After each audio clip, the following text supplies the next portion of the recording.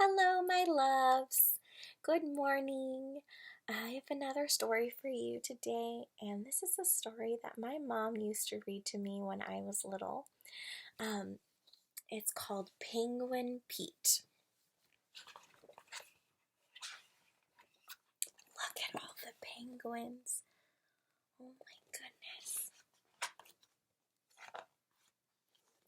Once upon a time, there was a colony of penguins living happily together in the Antarctic. The youngest penguin was called Pete. Where's the Antarctic? Is that all the way at the bottom of our globe? He was so small that the other penguins called him Pint-Sized Pete. Don't worry, said Pete's mother. All penguins are pint-sized when they're young. One day you'll grow bigger, and then you'll be able to swim in the sea with the rest of us. Pete thought the grown-up penguins looked beautiful swimming in the sea. He wanted to grow up fast so he could join them. But when the penguins came back in the evening and waddled clumsily to their nesting places, Pete couldn't help laughing. They looked so funny. Grown-up penguins couldn't move about on snow and ice any better than pint-sized Pete. So he thinks they look pretty funny, huh? I'll show them. A penguin can move gracefully on land, said Pete to himself, and he began practicing flipper skating every day. It was great fun. He slid about all over the ice and usually ended up on the ground with a thump. So while all of them were swimming in the ocean, he got to practice. He made the best out of a situation that he didn't necessarily want, but he made the best out of it, right? Now and then, some of the other penguins who were Pete's friends stayed home with him. Then they had a wonderful time playing hide and seek, making snow penguins, and having snowball fights. The time flew by. So they were helping him to feel more included, even though they could go out and swim. He was having a really good time, and they wanted to stay back and have fun with him, right? Oh my goodness. One day, a flock of birds landed on the patch of ice where the penguins lived. Calling and screeching and flapping their wings, Pete marched proudly through the rows of birds. How tiny they were! He felt very big and grown up. Wow, he's a lot bigger than those birds, huh? Hello, said one of the little birds. What kind of funny bird are you? I'm a penguin, he said. My name's Pete. Pleased to meet you, Pete, said the little bird. My name's Steve. Let's have a flying race. Don't be silly, said Pete. I can't fly. Then it's time you learned, said Steve. All you have to do is flap your wings hard. Just watch me. It's quite easy. Pete tried and tried to fly, but he couldn't. He could only jump a little way into the air. Can penguins fly? Pete and Steve were soon great friends, even if they couldn't go flying together.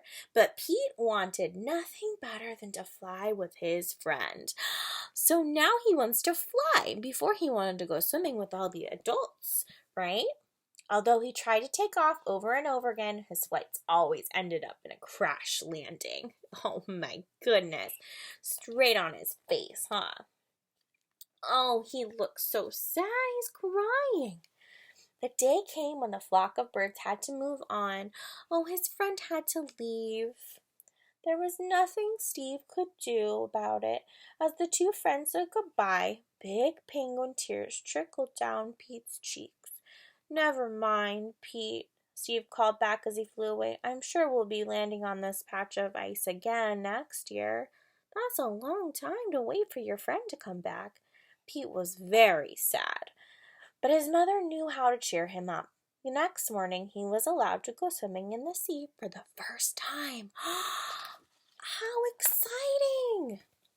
He was very excited, though the thought of diving into the water head first was rather scary.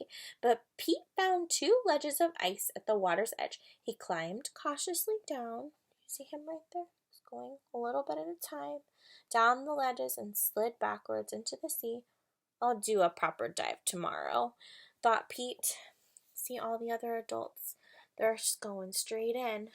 There's his mama watching. Pete's first few strokes were rather clumsy, but soon he was gliding through the cold water like an eel. What is an eel? They move really, really fast, right? He could even do a backstroke. He came in last in most of the swimming races, and he lost when the Penguins played games, but Pete was a good loser. A good loser? What does that mean? He never tired of looking at all the fish and seaweed. There was something new around the corner of every rock. What a wonderful and mysterious place the sea was.